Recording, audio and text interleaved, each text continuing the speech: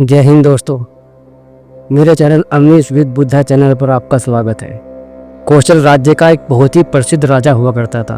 वह बहुत से राज्यों पर शासन किया करता था।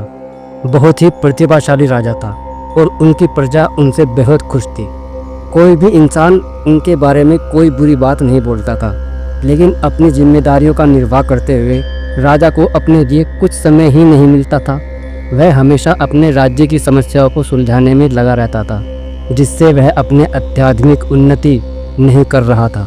और वह राजा इस बात को लेकर परेशान था, क्योंकि कहीं उसे इस जीवन की निराशा का आभास था। उसे पता था कि जीवन में कुछ भी कर लो, कुछ भी पाने या खोने जैसा नहीं रहता। आखिर में तो मौत सब कुछ खत्म कर देती है। इसलिए उसने एक दिन अपने मंत्रियों और अपने राज्य के सभी विद्वानों की सभा बुलाई। दरबार में सब लोग बैठे हुए थे और राजा अपनी राजगद्दी पर बैठे हुए था। राजा ने सभी को संबोधित करते हुए कहा कि सभी सभासद जरा हमारी बात पर गौर फरमाइए। देखिए, हम अपनी जिम्मेदारियां पूरे तरीके से निभा रहे हैं, लेकिन इन जिम्मेदारियों का निर्वाह करते हुए एक समस्या पैदा हो गई। मेरे पास बिल्कुल भी वक्त नहीं बचता कि हम शास्त्र पढ़े और बड़े बड़े ग्रंथ पढ़े। मैं सभी विद्वानों से एक विनती करता हूँ, आप मुझे कोई एक पंक्ति का ऐसा सूत्र बता दे जिसमें सारे शास्त्र, सारे उपनिषद और सारे मोटे मोटे ग्रंथ उसमें समाहित हो जाए, जिससे मुझे उन ग्रंथों का मूल, उन ग्रंथों के ज्ञान का भी पता चल जाए और मुझे अपना वक्त उनको पढ़ने में भी ना बिताना पड़े। और जो भी विद्वानों सूत्र मुझे बता देगा, मैं उसे मुँह मांगे मोती दूंगा। राजा ने वो सूत्र ढूंढने के लिए अपने मंत्रियों को एक सप्ताह का वक्त दिया। सभी मंत्री, सभी विद्वान मोटे मोटे ग्रंथ लेकर बैठ गए और उनमें से एक सूत्र ढूंढने की कोशिश करने लगे जिसमें सभी ग्रंथ समाहित हो जाए। बहुत प्रयास करने के बाद भी किसी विद्वान को ऐसा सूत्र नहीं मिला जो जीवन के सारे संसार को एक पंक्ति में समेट ले। आखिरकार एक सप्ताह के बाद निराश होकर उन सभी ने राजा को कहा कि महाराज, हमने बहुत कोशिश की, सारे ग्रंथ छान मारे, सारे शस्त्र पढ़ डाले, लेकिन हमें ऐसा कोई सूत्र नहीं मिला जो एक पंक्ति में समेट ले। आप खुद ही सोचिए कि एक पंक्ति में इतने मोटे मोटे ग्रंथ कैसे समा सकते हैं। इस पर राजा ने कहा कि कोई ना कोई रास्ता तो निकालना ही पड़ेगा। अगर तुमने नहीं हो पा रहा है तो किसी ऐसे इंसान के बारे में बताओ जो मेरी समस्या को हल कर सके। सभी मंत्री बोले कि महाराज, हमारे पड़ोसी राज्य में एक बहुत ऊंचे हुए महात्मा रहते हैं। मैं यकीन से तो नहीं कह सकता, लेकिन शायद आपकी समस्या को सुलझा सकते हैं। आप एक बार उनसे भेंट जरूर करें। यह सुनकर राजा अगले दिन ही अपने कुछ सैनिकों को और अपने घोड़े को लेकर उस महात्मा के पास पहुंच जाते हैं। महात्मा के पास पहुंचकर वह उन्हें सारी समस्या बताते हैं। उनकी समस्या सुनने के बाद वह महात्मा कहते हैं कि हे राजन, मेरे पास भी ऐसा कोई सूत्र नहीं है, ना ही मैंने कभी इसके बारे में विचार किया, लेकिन मेरे गुरु ने मुझे अंगूठी दी थी। यह अंगूठी जो मेरी उंगली में है, देख रहे हो, यह मेरे गुरु की भेंट की हुई है। मेरे गुरु ने इसे देते वक्त मुझसे कहा था कि इस अंगूठी के पत्थर के नीचे 2 पर्चियां हैं जिसमें एक एक मंत्र लिखा हुआ है। एक पर्ची हरे रंग की है और दूसरी पर्ची नीले रंग की है। और मेरे गुरु ने यह पर्चियां मुझे देते हुए कहा था कि जब भी तुम्हें जीवन में बुरे से बुरा समय आए, जब तुम्हें लगे कि सब कुछ खत्म हो चुका है और अब तो जीने जैसा कुछ बचा ही नहीं, तब तुम उस पर्ची को खोलकर देखना। उसमें कुछ ऐसा मंत्र मिलेगा जो तुम्हें उसे परिस्थितियों से बाहर निकाल सकेगा। और दूसरी पर्ची तुम तब खोलना जब तुम्हें अपने जीवन में सब कुछ हासिल कर लो, जब तुम्हें लगे कि मैंने जीवन में सब कुछ पा लिया है या पाने जैसा कुछ नहीं रहा है, तब तुम वो नीली पर्ची खोलना। इसके बाद कुछ महात्मा ने कहा कि मुझे तो अपने जीवन में इसकी ज़रूरत ही नहीं पड़ी, क्योंकि मेरे पास ऐसा वक्त ही नहीं है कि मुझे यह पर्ची खोलकर देखने की ज़रूरत पड़े।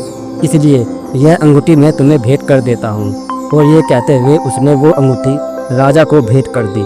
राजा ने भी वो अंगूठी स्वीकार कर ली और अपने राज्य में वापस लौट आया। समय ऐसे ही चलता रहा। बहुत साल बीत गए। राज्य पूरी खुशहाली के साथ चल रहा था। अक्सर बीच बीच में राजा के मन में उस अंगूठी को देखकर ख्याल आता था कि एक बार खोलकर देखता हूँ कि इसमें क्या मंत्र लिखा हुआ है। लेकिन वह महात्मा की बात याद करके उन पर्चे को नहीं देखता था। उसे सोचता था कि कहीं मैं अभी इसको खोल दूंगा तो इसका मंत्र निष्फल ना हो जाए।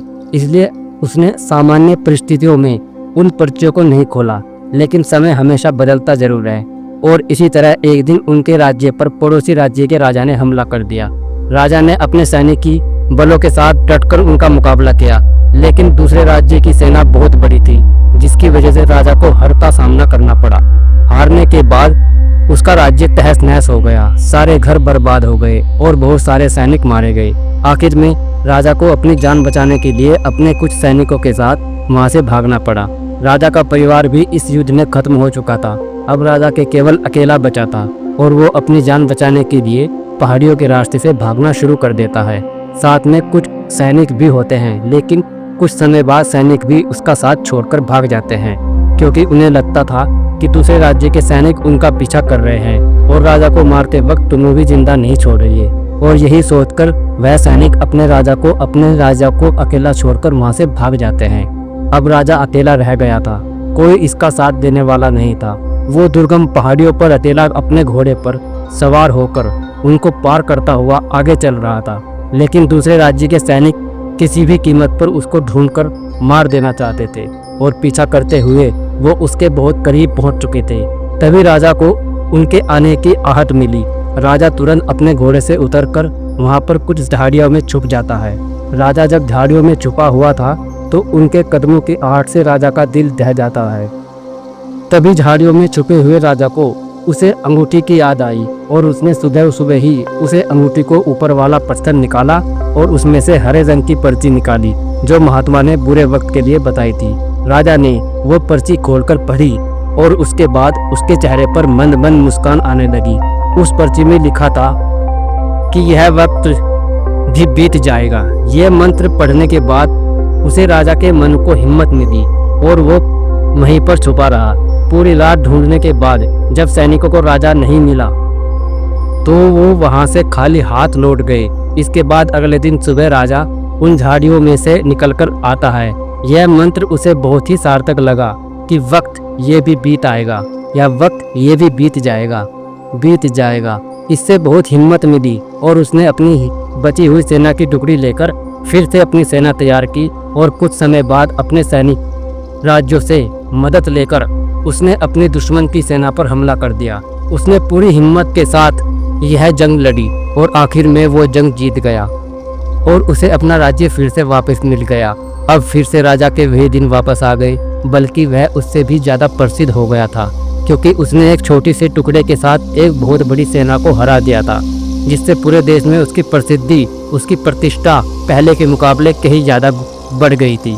और अब राजा को लगने लगा था कि मैंने अपने जीवन में सब कुछ फतह कर लिया है, अब जीवन में कुछ भी पाने जैसा नहीं रहा है, सब कुछ मैंने भोग कर देख लिया है।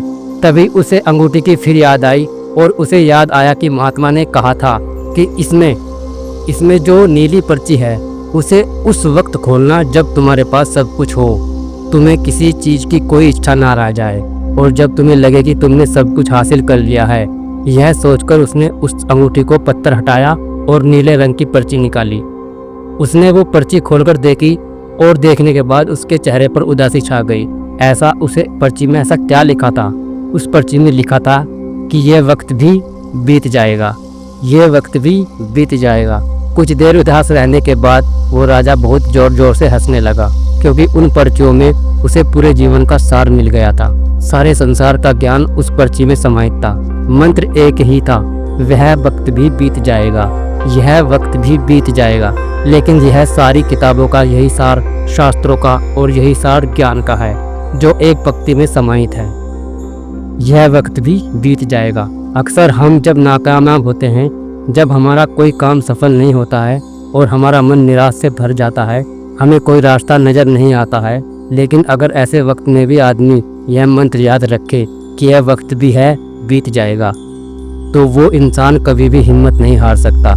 ऐसे इंसान फिर से नई शुरुआत करते हैं और जीवन में आगे बढ़ते हुए सफलता हासिल कर लेते हैं। लेकिन सफलता हासिल करने के बाद भी उन्हें अक्सर हानिकारक या मन में अहंकार को पकड़ ही लेता है। लेकिन अगले ऐसे वक्त में भी इंसान इस मंत्र को याद रखे, यह वक्त भी बीत जाएगा, तो उसे इंसान को सफलता में भी अहंकार नहीं मिलेगा। और एक मंत्र के द्वारा इंसान अपने आप को सुख और दुख कामयाबी और नाकामयाबी इन दोनों चीजों पर पार उतार सकता है और जीवन की सभी अभिलाषा को समझ सकता है। तो दोस्तों, जीवन निरर्थक ही है क्योंकि मौत सब कुछ खत्म कर देती है। आखिर में कुछ भी नहीं बचता। आपका शरीर यही छूट जाता है, इसके द्वारा कमाई हुई चीज भी यही छूट जाती है और सब आपको अपने जीवन के सार का आभास होने लगता है और आप जीवन की सार्थकता को जानना चाहते हैं। तब वह जो मृत्यु के बाद भी तुम्हारे साथ रहता है, वहीं से सत्य की खोज शुरू होती है और वहीं से ज्ञान का मार्ग खुलना शुरू हो जाता है। तो दोस्तों, कैसी लगी आपको ये कहानी कमेंट सेक्शन में जरूर बताना और अच्छी लगे हो तो इस चैनल अवनीश विद बुद्धा को सब्सक्राइब जरूर करना। तो मिलते हैं अगली कहानी में। तब तक के लिए मैं अवनीश कुमार आपसे विदा लेता हूँ। नमस्कार। नमो बुद्धाय।